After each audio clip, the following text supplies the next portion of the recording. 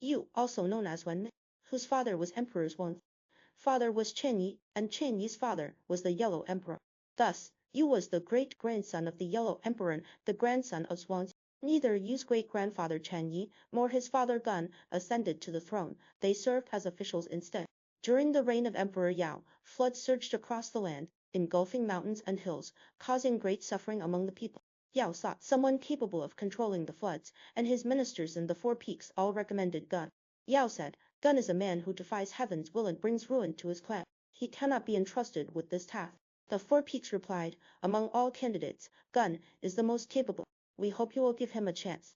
Thus Yao followed their advice and appointed Gun to manage the flood.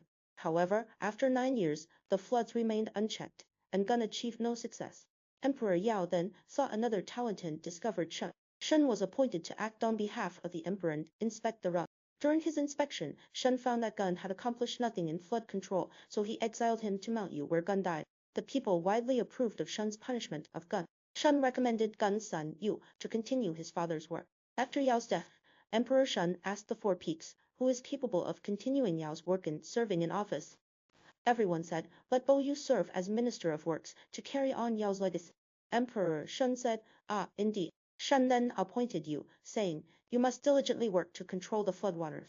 Yu knelt and Tao Lao Ed, deferring the position to Zi, Hu Ji, and Gao Ya. Shen said, you should focus on your task. Yu was agile and diligent, with upright morals, a benevolent and gentle nature, and trustworthy speech. His voice harmonized with musical tones, his actions complied with the law, and his virtues were regarded as a model for others. He was diligent and solemn, establishing guidelines for the people. Yu, along with Bo Yi and Hu Ji, followed Emperor Shen's orders, mobilizing feudal lords and officials to recruit laborers to manage the land and waters across the route. They cut trees along mountain paths to mark routes and surveyed the high mountains and great rivers. Grieving over his father Gun's failure and punishment, Yu worked tirelessly, pondering solutions. For 13 years, he did not enter his home, even when passing by, with simple food and clothing, but offered generous sacrifices to the ancestral spirit. His residence was humble, but he spared no expense in constructing canals and ditches. He traveled by carriage on flat land, by boat on waterways, on sleds over mud, and with spiked shoes for mountain climbing. He carried tools for measuring levels, straight lines, circles, and squares, as well as instruments for determining seasons, to open up the 9 provinces, build roads, construct dams, and survey mountains. Yu ordered Yi to provide the people with rice seeds and teach them to plant in low-lying wetlands. He also ordered Hu Ji to distribute emergency food supplies.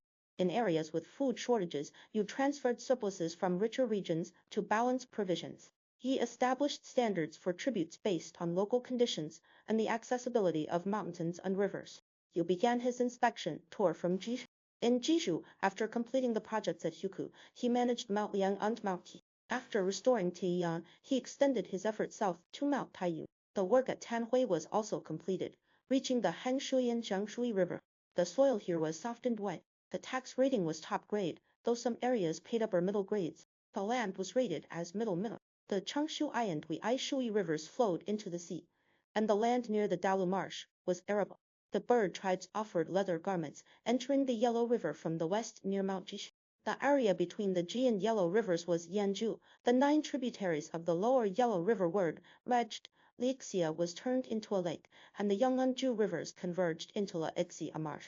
The land suitable for mulberry trees began to support sericulture, and the people moved down from the mountains to settle on the plain. The soil was black and fertile, with lush vegetation. The land was rated as lower middle, and taxes were lowest grade, requiring 13 years of cultivation to match other regions. The tributes included lacquer and silk, with beautifully patterned silk fabrics presented in baskets, transported via the Jianluo rivers to the Yellow River. The region between the sea and Mount Tai was Qingzhou, the Yui area was managed, and the Wei and Zi rivers were dredged. The soil was white and fertile, with extensive saline alkaline land along the coast. The land was rated as upper-lower, and taxes were upper-middle. The tributes included salt, fine hemp cloth, and seafood. The valleys of Mount Tai produced silk, hemp, tin pine, and unusual stones. The Yui tribes engaged in herding, and their mulberry silk was presented in baskets, transported via the Wenshui River to the Jai River. The area between the sea, Mount Tai, and the Hui River was the Hus. The Hui and Yi rivers were managed, and Mount Meng and Mount Yu became arable. The Day area was turned into a lake, and Dongyuan was restored. The soil was red clay, with gradually flourishing vegetation. The land was rated as upper middle, and taxes were middle. Peasants from Mount Yu, gutong wood from south of Mount Yi, floating chime stones from the banks of the Sea River, pearls and fish from the Huayi tribes, and black and white silks in baskets, transported via the Hui and Sea rivers to the Yellow River. The region between the Hui River and the sea was Yangtze. Penji was turned into a lake, becoming a habitat for migratory birds. The three Zhang rivers flowed into the sea, and Zihan's marsh was managed. The area had dense bamboo groves, lush grass, and tall trees. The soil was moist and muddy. The land was rated as lowest grade, and taxes were lower upper, sometimes middle lower. The tributes included 3 precious metals, jade-like stones, various bamboos, ivory, hides, feathers, yak tails, and raincoats from the island tribes. Silks and seashells were presented in baskets with oranges and pomelo as wrapped as tributes, transported via the Yangtze River to the sea and then to the Huayan Sea rivers. South of Mount Jing and Mount Heng was Jingsu. The Yangtze and Han rivers flowed into the sea. The numerous tributaries of the lower Yangtze were regulated, the Tuo and Sen rivers were dredged, and the Yanmeng marsh was managed. The soil was moist and muddy. The land was rated as lower middle, and taxes were upper lower. The tributes included feathers, yak tails, ivory, hides, 3 precious metals, and trees such as chinaberry, mulberry, cypress, and juniper, as well as whetstone-ness, cinnabar, bamboo shoots, arrow bamboo, and arrowwood. Various states offered local specialties, with refined Jingmao grass packed in boxes, dark red silks and pearl strings in baskets, and large turtles from the lower Yangtze tributaries. Transport was via the Yangtze, Tuo, Sen, and Han rivers, passing through the Wo River to the South River. The area between Mount Jing and the Yellow River was Yuzhu. The Yi, Lo, Wo, Chen, and Jian rivers all flowed into the Yellow River. Dinbo was turned into a lake, and when water was abundant, the He's marsh was drained, and dams were built at Mingdu Marsh. The soil was soft with black hard soil in low-lying areas. The land was rated as upper middle, and taxes were upper middle, sometimes upper. The tributes included lacquer, silk, fine hemp cloth, rami, and fine silk floss in baskets, as well as stones for polishing jade chine. Transport was via the Wo River to the Yellow River. The region between Mount Hua and the Black River was Liangshu. Mount Wen and Mount Bo became arable. The Tuo and Sen rivers were dredged, and Mount Kai and Mount Meng were managed. The Hai tribes lived in peace. The soil was bluish black and soft. The land was rated as lower upper, and taxes were lower middle, ranging from lower upper to lower low. The tributes included jade, iron, silver, steel, whetstone-ness, jade chimes, bears, brown bears, foxes, wildcats, and wool textiles. Transport was via the Shiqing Mountains along the Huangshui River, then by boat on the Tiangshui River, crossing the Mianshui River to the Weiaishui River, and finally crossing the Yellow River. The region between the Black River and the West River was Yangshu. The Ruoshui River flowed westward, and the Jing River converged with the Weiaishui River. The Tianzhu rivers flowed into the Wo River, and the Fang River also converged with the Weiaishui River. Mount Jing and Mount Qi were managed, as well as the Zhongnan Mountains, Dunwu Mountains, and up to Mount Tenaioshu. The restoration of high plains and low-lying lands was completed, reaching the Duyi Marsh. The Sanwei Mountains became habitable, and the Sanmao people settled peacefully. The soil was yellow and soft. The land was rated as upper, and taxes were middle lower. The tributes included jade, shuyu, and langdan gemstones. Transport was via the Jishi Mountains to the Yellow River, then to the Longmen Mountains and the West River, gathering at the confluence of the Jing and Weiaishui rivers. Chi and Kuesou Mountains offered wool textiles, and the Western Rong tribes lived in peace. You opened 9 mountain routes, from Mount Qian and Mount Qi to Mount Jing, crossing the Yellow River, from Mount Huku and Mount Leishu to Mount Taiyu, from Mount Baizhu and Mount Leishu to Mount Taiyu, from Mount Taiheng and Mount Zheng to Mount Jishi, entering the sea from Mount Shiqing, Mount Shuyu, and Mount Tenaioshu to Mount Taohui, and Mount Shengger, Mount Weifang, and Mount Tongbai to Mount Fuwei, from Mount Bozhong to Mount Jing, from Mount Bozhong to Mount Dabai, and from south of Mount Wen to Mount Heng, passing through the 9 Zhang rivers to Fuqian Plain. Yu dredged 9 major rivers. He directed the Ruoshui River to Heli, where it flowed into the desert. River. He dredged the Black River, which passed through the San Wei Mountains. They passed the West Lui Entres. They dredged the Blad, the Yalai. They dredged the Lao, which passed the Wed. Fried. He dredged the Wai. He dredged the Lead as the Lalish, the Lao went just east Wed D River. Wed Shuist. Why for the rivers to every. Rivers to Liral. Where. River. Further with the rivers, fludge dislode deed rarest, shoe river, sea river ice toost river, flutters tears to west, wet east river, fin play fight river, web river. Shi rivers T rivers Si east Maoish the Sisti west Sisti rivers Si stolbly. Thus the 9 provinces were unified. All lands within the 4 seas became habitable. The mountains were regulated, the rivers dredged, and dams built around the marshes. Feudal lords from all over came to pay tribute. The resources of the 6 government departments were well managed. Lands were accurately surveyed, and taxes were levied prudently according to soil quality. The central government granted lands and surnames to the feudal lords, saying, "Revere the central authority with virtue, and do not deviate from my consistent way." You established that the area within 500 li of the imperial capital was called the Dianfu. Within 100 li, whole crops were to be paid. Within 200 li, crops with ears. Within 300 li, grains without stalks and dawns. Within 400 li, millet. And within 500 li, rice.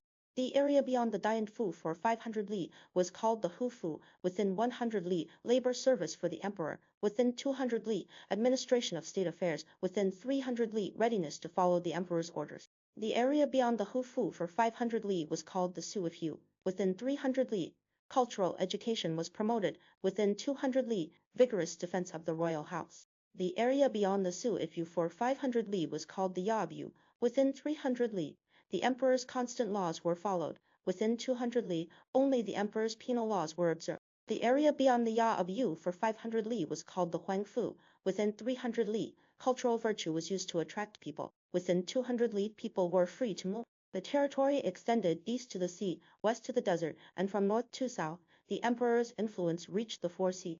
Emperor Shun then awarded you a dark G tablet to announce the success of flood control to the world. The world was thus pacified. Gao Yao served as the judicial officer to govern the people. When Emperor Shun was holding court, Yu, Bo Yi, and Gao Yao stepped forward together to speak with him. Gao Yao elaborated on his propositions, saying, "We must focus on moral cultivation, make long-term plans, and jointly assist the Son of Heaven." Yu replied, "That is exactly right, but how should we put this into practice?" Gao Yao said, "We must cautiously exercise self-restraint, encourage clan members to be generous and obedient, urge virtuous scholars to strive in their assistance, and proceed from near to far, starting with oneself." Yu bowed and praised his words, saying, "That is precisely it." Gao Yao added, "This depends on making good use of talents and on stabilizing the common people." Yu said, "Alas, if all this were required, even Emperor Yao would have found it difficult. Being able to utilize talents well is wisdom, and such people can be appointed to official positions. Being able to stabilize the people is benevolence, and only then will the masses feel grateful.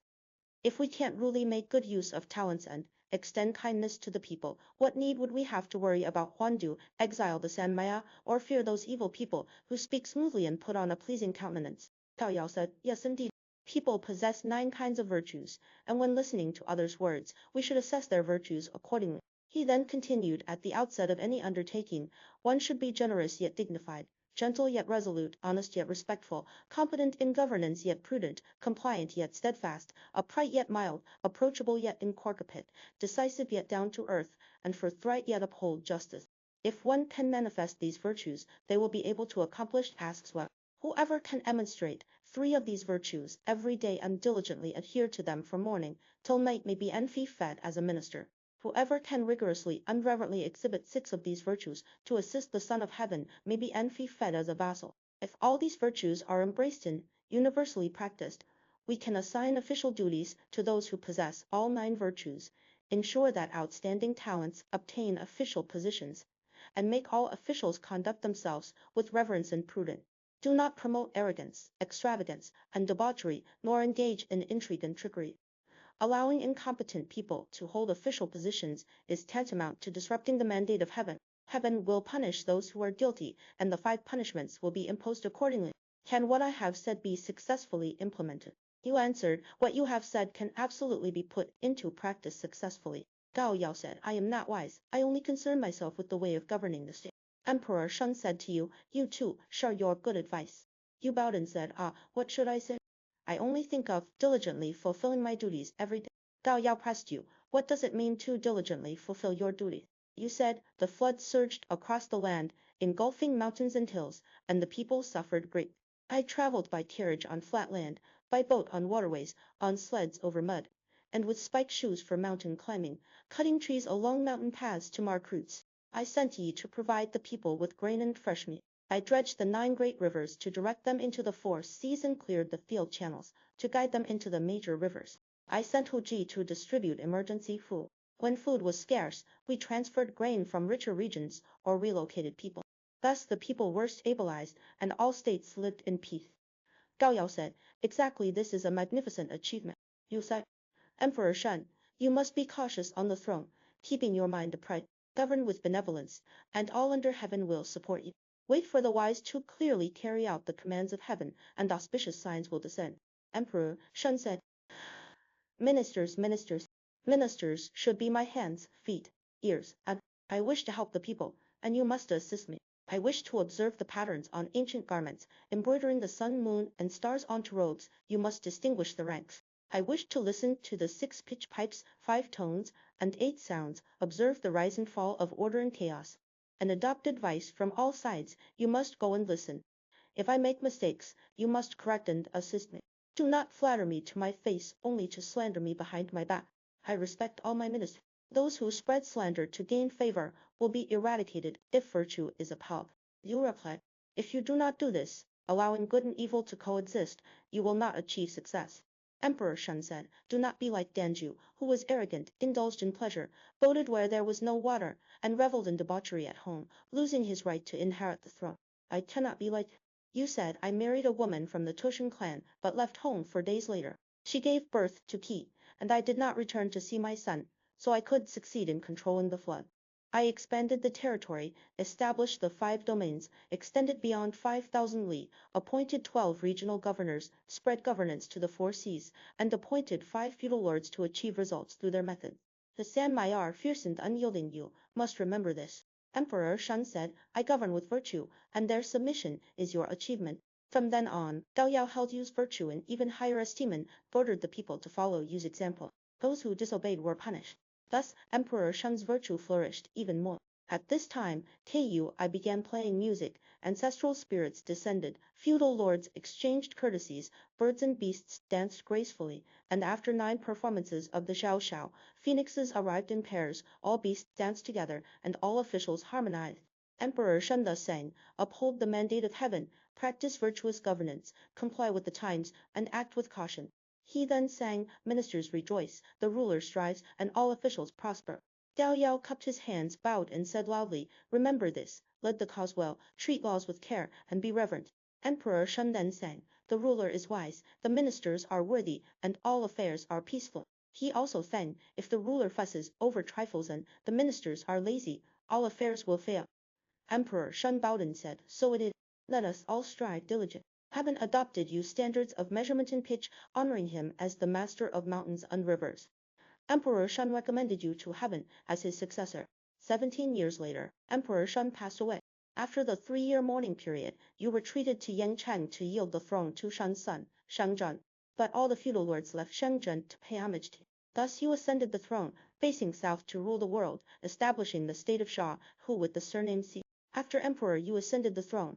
He recommended Gao Yao to heaven and entrusted him with governance, but Gao Yao died. Yu Anfi fed Gao Yao's descendants in Ying and Liu, and some were Anfi fed in Zhu. Later, Yu appointed Yi to handle governance. In the 10th year of his reign, Emperor Yu inspected the east and died at Kuaiji, yielding the world to Yi. After the 3-year mourning period, Yi yielded the throne to Yu's son, Qi, and retreated to the south of Mao. Yu's son Qi was talented, and all under heaven wished him to become emperor. You had yielded the world to Yi. Yi had assisted you for only a short time, and the people were not yet convinced. Thus all feudal lords left Yi to pay homage to Qi, saying, our ruler is the son of Emperor Yu. So Qi ascended the throne, becoming Emperor Qi of Shao. Emperor Qi of Shao, who was the son of Yu, and his mother was a woman of the Tush and clan.